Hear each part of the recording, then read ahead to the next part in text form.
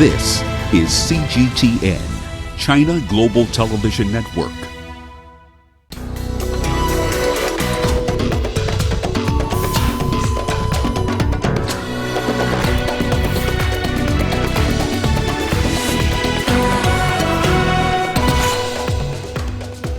The Khartoum sit-in continues as protesters demand the immediate transfer of power to a civilian government.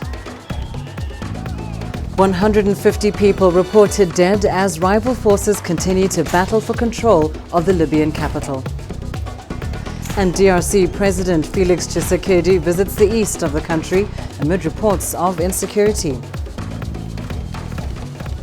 Hello and a very warm welcome to Africa Live on CGTN. I'm Lindy Mtongana in Nairobi. And with me is Raman Young with a preview of your business news. Thank you very much, Lindy. Here's what's coming up in business.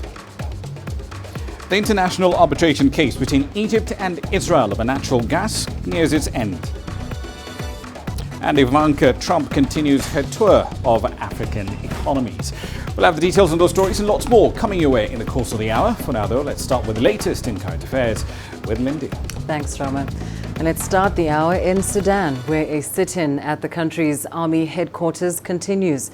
The Sudan Professionals Association, the country's main protest group, has called on demonstrators to remain there until their demands are met. The SPA is calling for a civilian-led government. They also called for the country's ruling party, the National Congress, to be disbanded. Their demands include the firing of the country's prosecutor and attorney general, as well as for the dismissal of the head of the judiciary. The military council has been holding meetings with political parties and protest leaders in an effort to reach a consensus. Meanwhile, a delegation of Sudan's Transitional Military Council is in Addis Ababa to consult with Ethiopian authorities. For more on this, we're joined by CGTN's Girum Chala in Addis Ababa. Girum, of course, this transition in Sudan is turning out to be rather complex. Still a lot of uncertainty at this point. What is the latest on this visit of the Military Council to Addis Ababa, and what do they hope to achieve?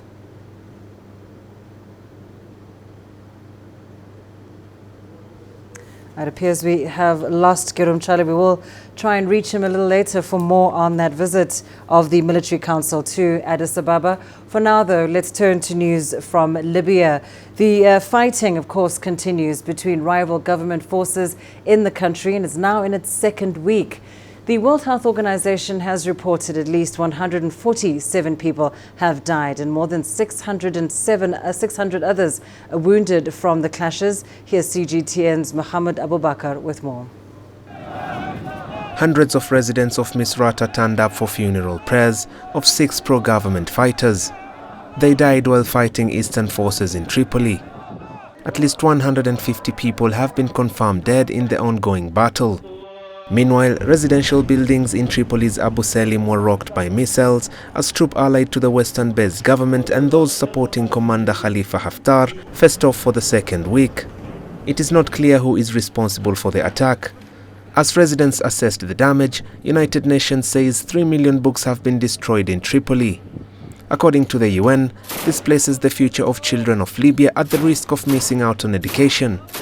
Most residents in Tripoli have sought refuge in other parts as the number of internally displaced persons hits 18,000. Mohammed Abubakar, CGTN. Meanwhile, Egyptian President Abdel Fattah al-Sisi has welcomed Libyan military general Khalifa Haftar to Cairo. The meeting is considered a display of support to the leader of the Libyan National Army in his declared military campaign to take over Tripoli. Here's Adel Al-Mahraoui with more on that. With the meeting between the Egyptian president, Egyptian chief of intelligence and the head of the Libyan National Army, Cairo renews its support to Khalifa Haftar.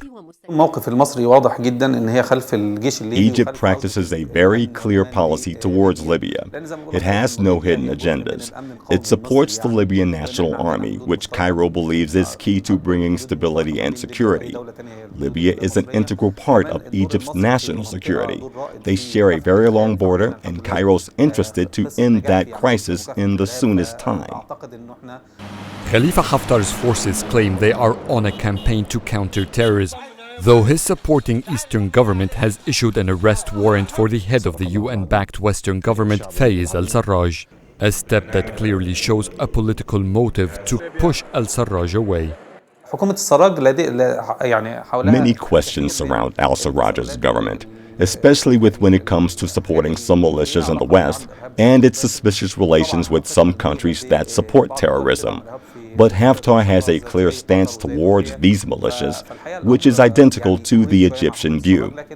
During the meeting, President Abdel Fattah el-Sisi announced his support for Libya's efforts to combat terrorism, extremist groups and militias. Egypt's public support to Haftar comes at a critical time, as international pressure grows to stop him from advancing to Tripoli. Cairo believes what Haftar is leading could establish a sovereign and stable Libya. Egypt is still continuing its own crackdown on Islamists, and it doesn't want to see these groups expand their influence or rise to power in Libya. Adil Mahroui, CGTN, Cairo. Well, for some perspective on these developments, a little earlier we spoke to Dr. Ziad Aqil, a political analyst, specifically about the talks between General Khalifa Haftar and President Abdel Fattah al-Sisi. Here's what he had to say. Well, I believe that Egypt has a very delicate balance when it comes to Libya. On one hand, Libya is a matter of national security for Egypt, mainly because of border security and because of terrorism-related issues. And on the other hand, there is a concern about Egypt's situation towards the international community when it comes to Libya. Yes, Egypt supports Khalifa Haftar, but at the same time, it does not defy or stand against the international community or the UN regulations and decisions.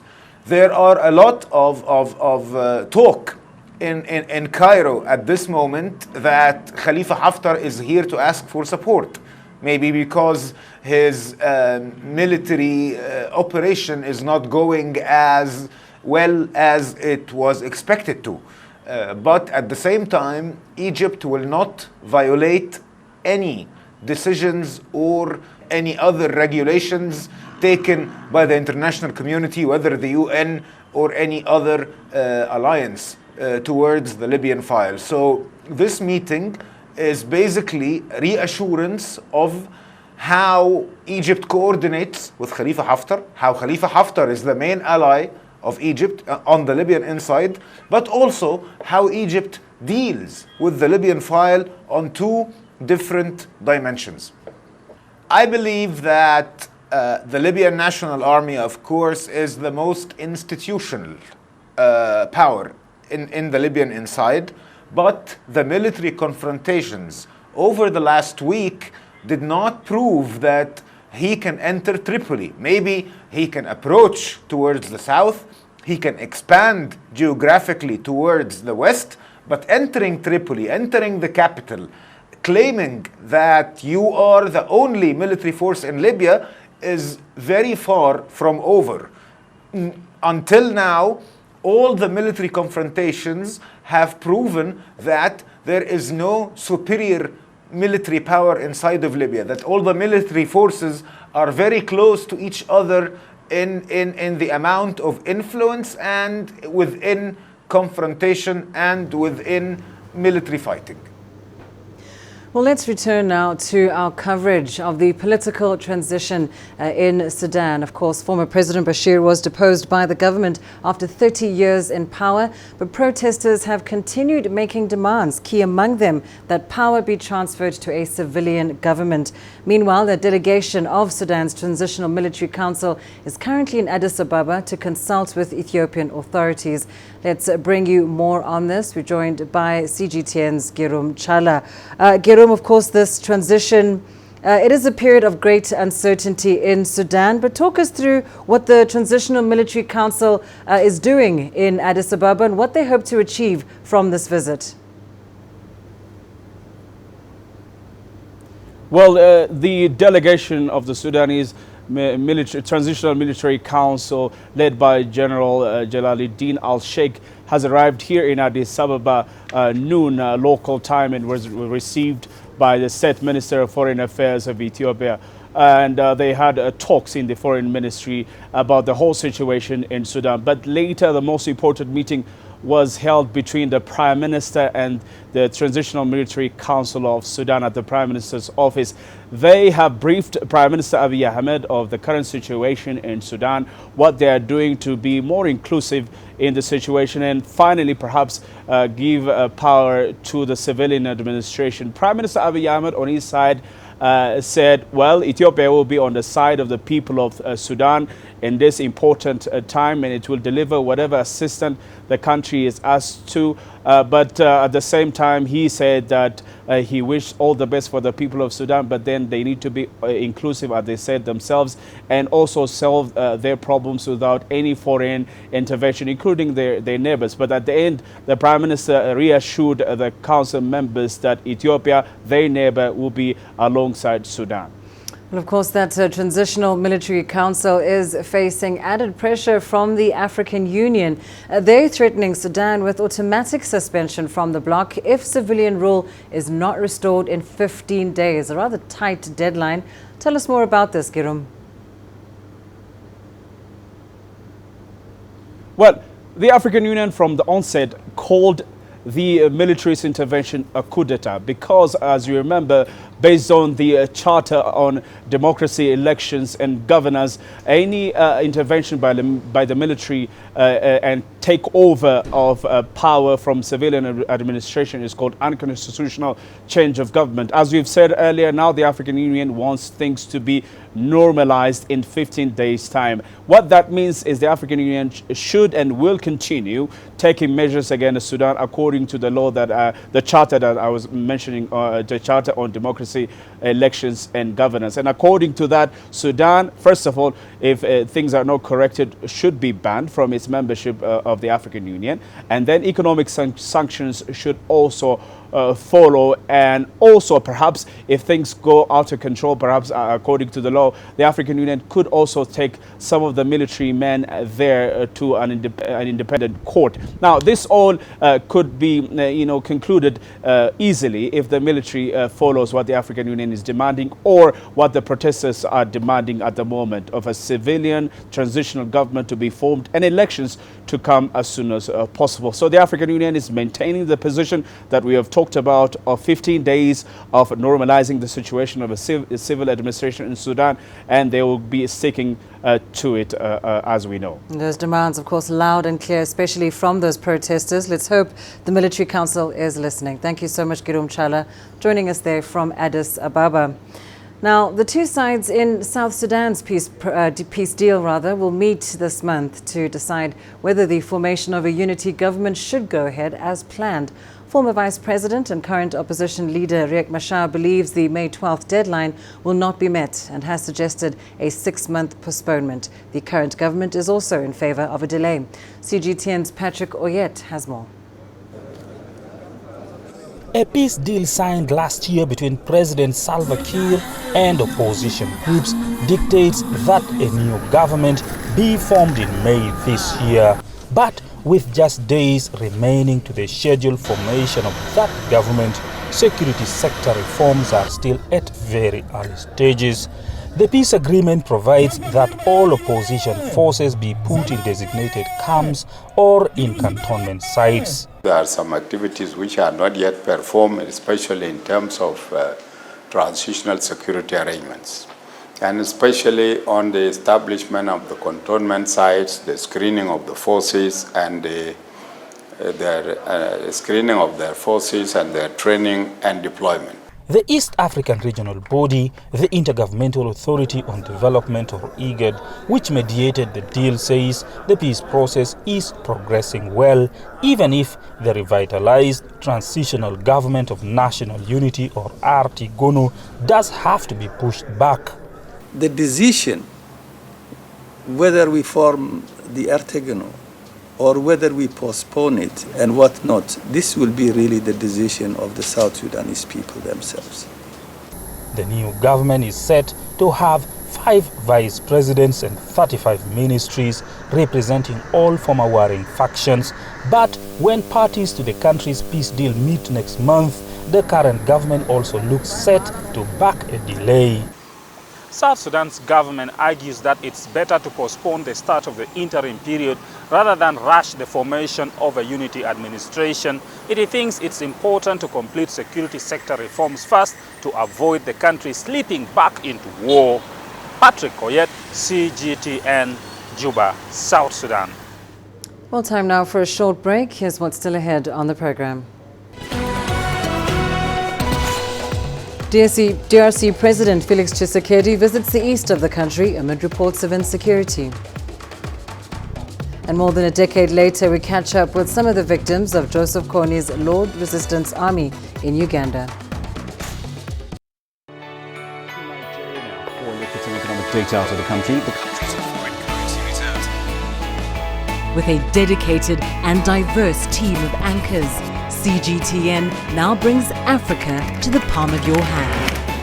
I'm Perina Karibe in the heart of Nairobi, which is bustling. From everyday heroes to the continent's most powerful figures, we bring their voices to you. We haven't changed. And this is something most of us are very excited about.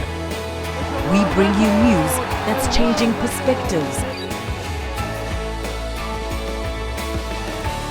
I'm Uche reporting from Nairobi's city center.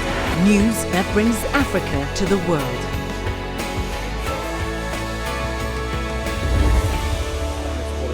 CGTN. See the difference.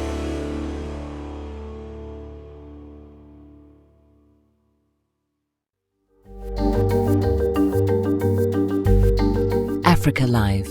Find your voice.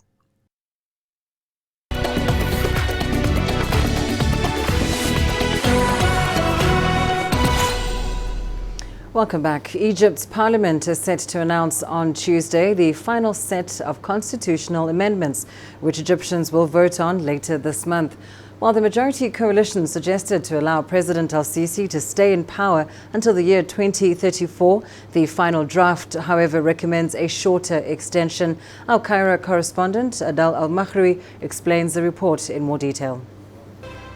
According to the Egyptian Constitution of 2014, a president can be elected for a maximum of 2 4-year terms.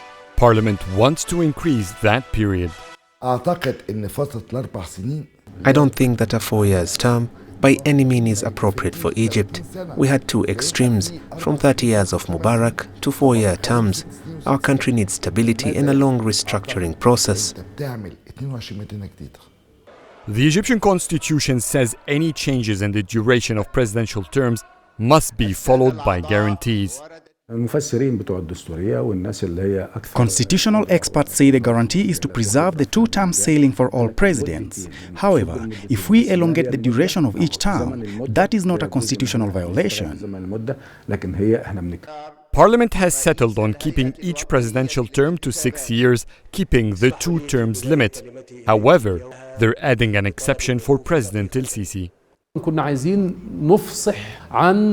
wanted with this exceptional term to declare our intention. We want President el-Sisi to stay longer. It's something that we believe is in favor of the country, so we don't need to hide it. The president has a vision that needs a bold decision maker, and we want him to complete that.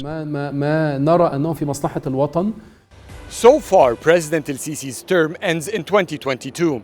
If the referendum passes, his current term will turn into 6 years, ending in 2024. He will be allowed to run for another 6 years, which could keep him in office until 2030.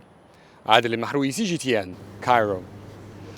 DRC President Felix Tshisekedi has arrived in the eastern part of the country. His visit to the area comes amid increased cases of insecurity. Residents say they hope to work with the president on improving security in the area. The conflict in eastern Congo has been going on for nearly 2 decades, and the region has also been struggling with an Ebola epidemic that has claimed the lives of over 500 people. What I particularly expect from the president first and foremost is peace. With peace, everything will be fine. With peace, there will be money. With peace, there will be work. So the ultimate objective for us, first and foremost, is peace, period. We're waiting for his arrival because of the insecurity. There is a lot of insecurity in Beni, even here in the city of Goma. There are killings in Majengo, Mabanga, and everywhere else. Now let's turn to a story that reminds us of the complicated lives of those held captive by Joseph Kony's Lord's Resistance Army in Uganda. Since the conflict ended in 2006, hundreds of former captives have returned to the northern Ugandan town of Gulu, and as they attempt to integrate into the community, many still face rejection and stigma. CGTN's Daniel Arap Moy has more on their story. The Lord's Resistance Army's two-decade war against northern Uganda left thousands of people disfigured. The maiming was a tactic used by the LRA to instill fear and punish people. Nancy Awuma is one such young woman who was abducted by the rebels and forced into sexual slavery. She says her refusal to heed to the commands of the rebels saw her ears, mouth, nose and lips sliced off. Reconstruction by doctors have not helped much to relieve her of the pains. Nancy recently saw the very person who sliced off her lips, mouth and ears after he returned from the bush. But she says she has forgiven him of all he did to her. I saw the person who inflicted the pain in me. He came back from the bush and he lives in a village called Palaro. I have forgiven him for all he did to me. Another victim, Christina Charo, is from Unyama village in Gulu municipality. She lives with permanent scars of war after rebels burnt her with paraffin and left her for dead. For Christina Charo, forgiveness is simply not on her bucket list. Since they did not care about the atrocities and the lives of others during the war, they should also be put to death if arrested. Nothing short of that. Peace has now returned to the region, but those who had their lips, ears, noses and limbs sliced off by the rebels face a new hostility from within their communities. Even when people abuse me, I look at my two children as hope for my future.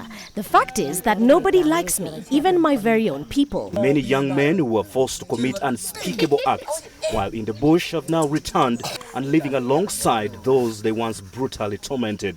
Samuel Komakech and Geoffrey Nyeko are ex-LRA rebels who have returned home. They both say they did not intend to kill their victims. They forced us to go into the villages and loot food. We would go and come back with the loot. They also forced us to kill people. I may have done many bad things while in the bush unknowingly, but I asked the government and the people I wronged to forgive me so that life can go back to normal. Uganda's over two-decade war that ended in 2006 saw the LRA mostly depending on child soldiers who were abducted, indoctrinated and forced to commit horrific murders. An estimated 30,000 children were taken from their homes, forced to live in the wilderness and fight. Daniel Arap Moy, CGTN, Gulu, Northern Uganda. It's been 5 years now since terror group Boko Haram abducted 276 girls from their school in the remote community of Chibok in northeast Nigeria. Some of the girls later escaped. Over 100 were released in a deal with the government, but at least 112 of the girls are still being held. Advocacy group Bring Back Our Girls has been marking the 5th anniversary of their abduction, demanding the release of the remaining girls. Here's CGTN's Deji Badmus with more. If there's one group that has ensured that the world does not forget the missing Chibok schoolgirls, it is this one. Not only has the Bring Back Our Girls campaign group been constantly reminding the world that 112 Chibok girls are still being held by Boko Haram, it's been consistently mounting pressure on the Nigerian government to do all it can to get the girls back and alive.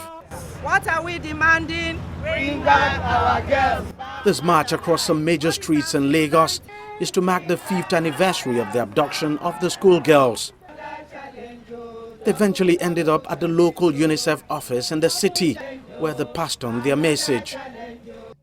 We are aware of the efforts made so far, and we commend the government for the recovery of 107 Chibok girls and 106 Dapchi girls. We also acknowledge the honor and sacrifice of our police and military, and express our condolences and prayers to the families of our heroes in the police and armed forces. However, we will not relent in our advocacy and strident demands for the rescue of our school children and fellow citizens from captivity. We also demand justice for the slain, resettlement and rehabilitation for people displaced by the violence, safe schools, and the launch of the National Missing Persons Register.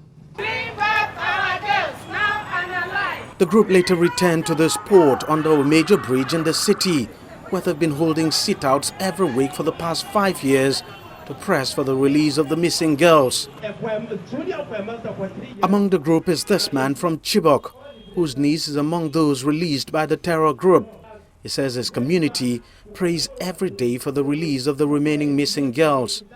But please, I'm appealing to government to bring our girls. Where are they? 5 years is too long, for God's sake. 5 years is too long. The Chibok girls are representative of other abducted Nigerians. But we talk about the Chibok girls because at the time when they were abducted, it was the first time that such a large number of people were taken. Not only that, we actually know their names. We know what community they are from. We know their parents. 19 parents have died in the times in between. President Buhari has also been speaking on the 5th anniversary of the abduction of the girls. He issued a statement saying he has not forgotten the missing girls, renewing his pledge to ensure they all return home to their parents. He also said efforts have been intensified to secure the release of the girls and other Nigerians still being held hostage by Boko Haram. The president, however, stopped short at putting a time frame to when the release is likely to happen. The Bring Back Our Girls group, on their part, say they would not stop their campaign until all the missing Chibok girls are brought back home safely. Deji Batmo, CGTN, Lagos, Nigeria. It's been a month since Cyclone Idai struck central Mozambique. The death toll now stands at over 600 and a huge humanitarian effort is underway. It's thought Mozambique may require aid assistance for the foreseeable future as a looming famine approaches. CGTN's Robert Nagila reports on humanitarian efforts in the worst affected areas. At the corner of the airport in Beira, there's a hive of activity at an emergency centre set up to deal with the humanitarian crisis in the aftermath of Cyclone Idai. Every unit I have working here is led by the government. So you have a food security desk, you have a health desk, and they coordinate under me all the various elements that make the response possible in support of government. The figures are staggering.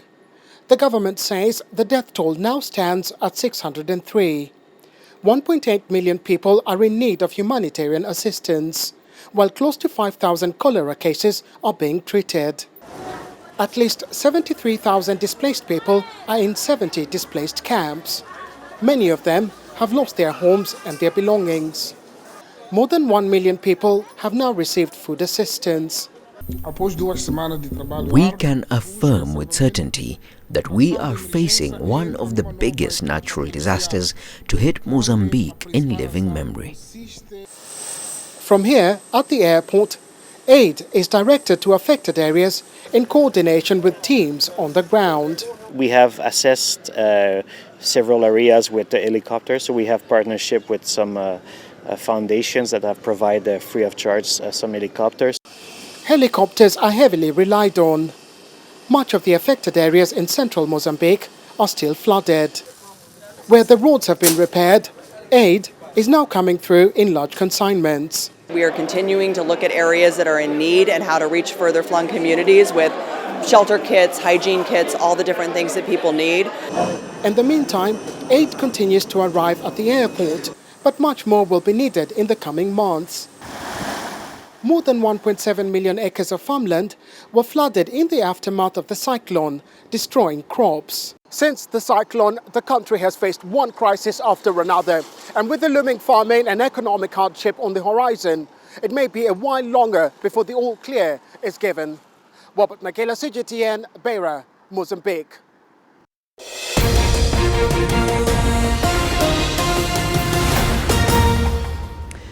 We bring you breaking news now from France. Police in Paris say there is a fire at the city's Notre Dame Cathedral. According to witnesses, smoke could be seen billowing out of the top of the cathedral as flames leapt out beside its two bell towers.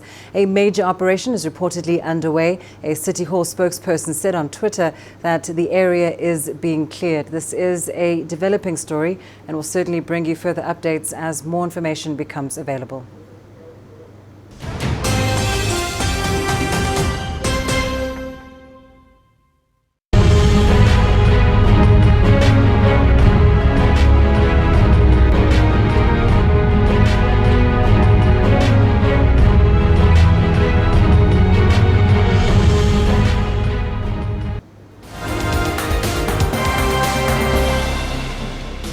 Recapping your top stories this hour, protesters continue their sit-in outside the defense headquarters in Khartoum. They say they will remain in the streets until a civilian transitional government is formed. They want the dissolution of Bashir's National Congress Party, with its top leaders brought to justice, including the ousted president. Earlier in the day, the military tried to disperse the crowd, but was blocked by demonstrators joining hands and forming rings to prevent them. In Libya, a missile strike rocked the capital Tripoli on Monday. Several apartments in a local neighborhood were damaged, but no casualties were reported. Fighting between rival government forces in the country is now in its second week. The World Health Organization has reported at least 147 people dead and more than 600 others wounded. DRC President Felix Tshisekedi has arrived in the eastern part of the country for a visit to the area. The visit comes amid increased cases of insecurity in the region. Residents say they hope to work with the president on improving security. The conflict in the eastern DRC has been going on for nearly 2 decades. And hundreds of thousands of people are still in need of aid after Cyclone Idai battered Mozambique, Zimbabwe and Malawi in March. More than 1,000 people have reportedly been killed by the storm, the flooding it caused and the heavy rains that preceded it. The World Bank estimates the affected countries will need over $2 billion to recover. And those are your top stories this hour.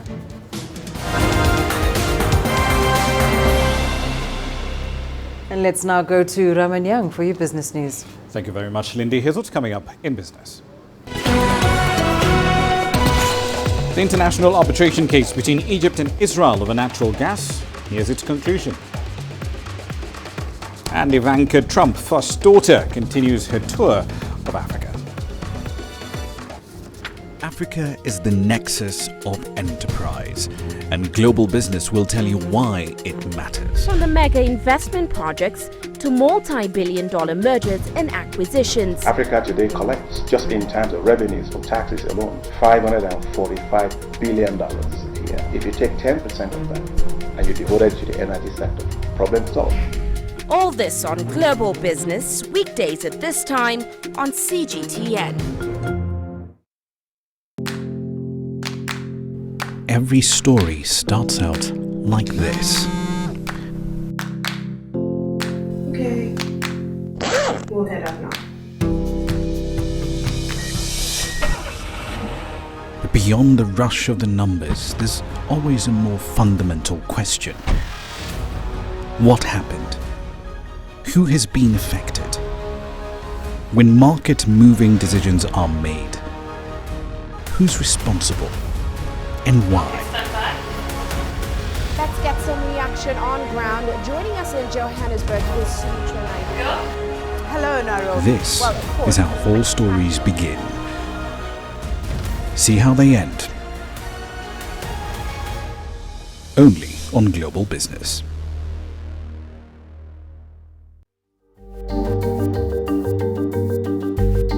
Africa Live. Find your voice.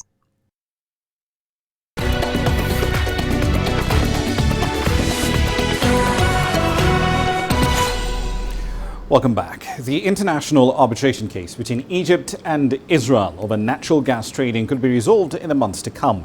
Israel's Energy Minister Yuval Steinitz says that there's already a final understanding, but it needs approval from both sides. Back in 2015, the International Chamber of Commerce ordered Egypt to pay Israel's electric corporation about $1.8 billion in compensation after a deal to export gas collapsed in 2012. Now, the failure of that deal was attributed to the rise of insurgent activity in Egypt's Sinai Peninsula. Israel's state-owned firm says the agreement between the two countries is drawing near, with Egypt expected to pay some $500 million in the next 8 years. Egypt is considered to be a key market, though, for Israel's newfound gas and a landmark for its $15 billion export deal due to commence this year. I think there is already final understanding, but it needs the approvals of the Israeli electric authorities and maybe also of somebody on the Egyptian side. There is no linkage whatsoever between this arbitration and Israel and Egypt energy cooperation and relations. We have no government control on such kind of commercial arbitration between the Israeli Electric Company and its partners, and its business partners. Let's head over to Ethiopia now, where an advisor to President Donald Trump, Ivanka Trump, has met with members of the Ethiopian Women's Coffee Association in the Ethiopian capital, Addis Ababa.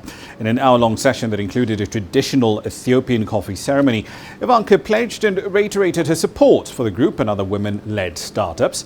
Trump is on a 4-day trip in Africa to promote a global women's initiative she's leading. It aims to economically empower some 50 million women across developing countries by 2025. Announcing a new landmark initiative within WGDP, 2X Africa.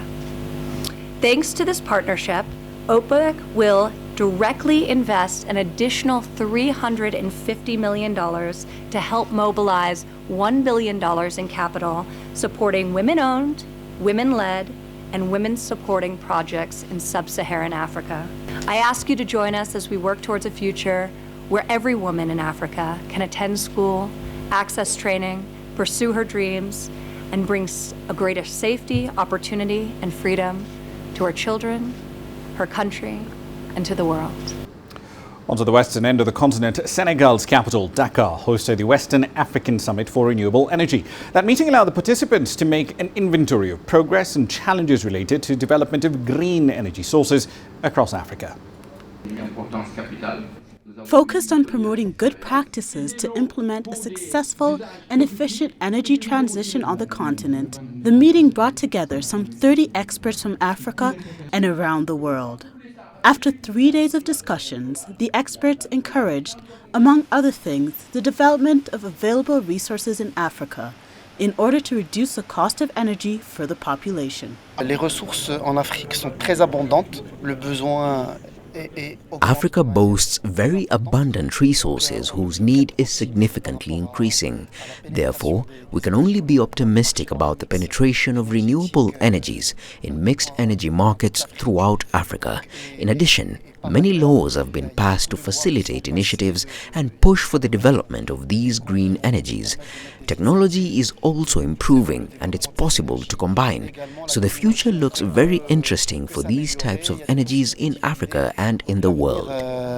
Paraît très intéressant pour ces énergies-là en Afrique et dans le monde par ailleurs. According to the International Renewable Energy Agency, by 2030, 22% of the continent's energy will be from renewable sources.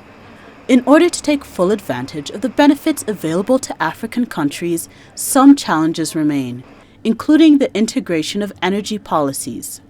Participants encourage states to close the energy gap in rural areas with solar or wind energy sources. With the reduction in component costs that we are observing at the moment, the cost of renewable energy is starting to fall. Therefore, for the future, with the reduction in costs and the control of these intermittencies, we are sure that the energies of tomorrow will be within everyone's reach. We therefore agree that cooperation should be better strengthened and that obstacles related to access to finance should be reduced. Africa has experienced strong economic growth in recent years, but the energy deficit remains an obstacle. Experts estimate that to provide energy for the entire continent, an average investment of $70 billion per year is required until 2030. The Dakar Summit was an opportunity to explore strategies to better involve banks in financing clean energy projects. Astatal, CGTN. The African Intellectual Property Organization has wrapped up the second edition of the Brands Award ceremony in Côte d'Ivoire. That event was themed around protecting brands and standing out from the competition. 3 prizes were awarded: the Awapi Brand Grand Prix, the Regional Brand Award, and the Ivorian Public Prize. In the end, Tradex, a brand specializing in petroleum products in Cameroon, won the Regional Brand Award. The Ivorian Public Prize was won by Ivorio, a natural fruit juice brand, and Pattison, which specializes in the production of agri-food products in Senegal, won the Awapi Brand Grand Prix. Intelligence is one of the most shared things, and we Africans have a duty to create it. We have creative know-how. Every person can create. We have created our brands, and today we have had a great impact on industries. It is truly a joy for our group to receive this award, which will certainly give greater commitment to our teams. I would also like to welcome OAPI's initiative, which I'm sure will ensure better promotion of intellectual property among companies in Africa, because our companies often neglect it. The winning companies will be supported by OAPI through a program of audit and strategic use of their intellectual property assets. This initiative includes a more intensive program through which AOPI aims to assist African companies to use intellectual property as a development tool. We will provide African companies with modern management tools to gain market share around the world. According to the initiators, the brand awards could lead to a better knowledge of the brand, its value, and its strategic use by African companies. Brian Toussaint, CGTN. And finally, a growing number of businesses worldwide are going cashless. But in the US, some cities are now pushing back, and they say their reasons, citing their reasons that cashless stores are essentially discriminating against certain parts of the population by design, if not intent. CGTN's Karina Huber reports from Philadelphia, which is taking the lead in this backlash. Philadelphia, like many U.S. cities, has stores that don't accept cash. Fast casual restaurant chain Sweet Green is an example. It's part of a global trend that is growing. Many businesses say cashless stores make transactions faster and safer. But as of July 1st, Sweet Green and most of Philadelphia's other restaurants and stores will have to let customers pay with legal tender. If not, they could face a fine of up to $2,000. That's because Philadelphia just became the first major U.S. city in recent history to ban cashless establishments. City Councilman Bill Greenlee co-sponsored the bill. I think it's a form of discrimination because some people don't have the same access to buy a basic product that others do. The mayor's office says 26% of Philadelphia residents live below the poverty line. Some, mainly minorities and immigrants, don't have bank accounts and don't have access to credit. The ban comes as Amazon Go, a cashless store chain, expressed interest in opening a branch in Philadelphia. Amid mounting criticism from opponents, Amazon Go has reportedly reversed course and decided to accept cash at its stores. Amazon may have caved to pressure, but Sylvie Gallier-Howard is concerned the ban sends an anti-business message. Or if lots of businesses are moving to this model and decide we're going to close, we're not going to open more, that becomes a concern because then we start to lose jobs. I would say, what message are we sending that somebody can't go in and get a cup of coffee because they don't have a credit card? I think that's a worse message. Both do agree on one thing: the ban is meant to be temporary. The mayor hopes that this bill is a pause while we deal with the issue of access for the underbanked and the unbanked to this business model. As the rest of the world marches towards cashless stores, other U.S. cities, including New York and San Francisco, are considering similar bans. Karina Huber, CGTN, Philadelphia. We'll leave it there for the time being. Later on in Global Business, Egypt's parliament is going to be voting tomorrow on a series of constitutional changes that will essentially see the president's term extended from 4 years to 6. But what does that mean for the governance, the general running of the North African state? We'll find out live from Cairo at 1800 GMT. See you then. For now, though, back to Lindy. Thanks, Rama. Well, here's a look at what is still ahead on Africa Live. In the Seychelles, scientists welcome the president's intervention on climate change. Join us in Global Business and see Africa through our eyes. The greatest journeys, the greatest sights, the greatest adventures. Here in Qanater, this weir allows the locals to walk on water. We're far more than just TV news. We're your passport to the wonders of Africa. to bring you stories of struggle, survival and hope.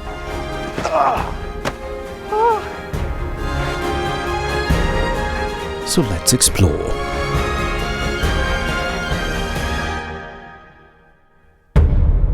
CGTN. See the difference.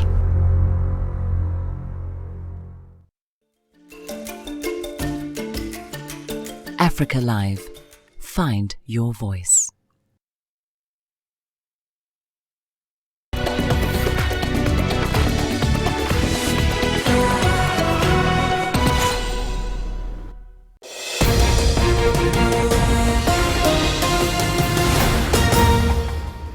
Right, let's return now to that breaking news coming out of France. Police in Paris say a fire has broken out at the city's Notre Dame Cathedral. A major operation is reportedly underway with firefighters on the scene.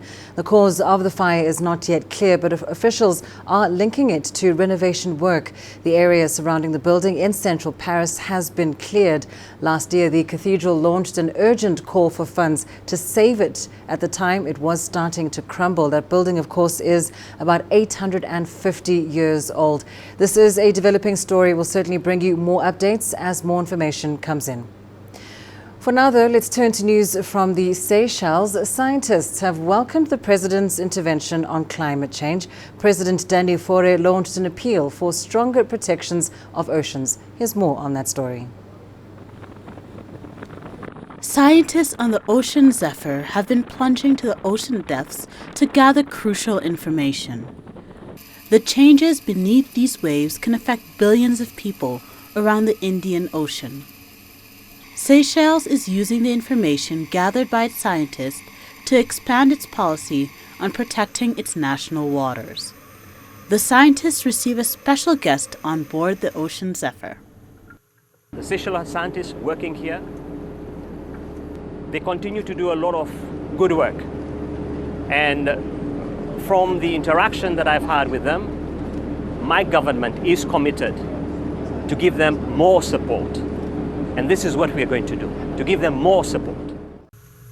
President Faure launched a global appeal to protect the world's oceans. In the first live speech from an underwater submersible, he also called on politicians to respect scientists.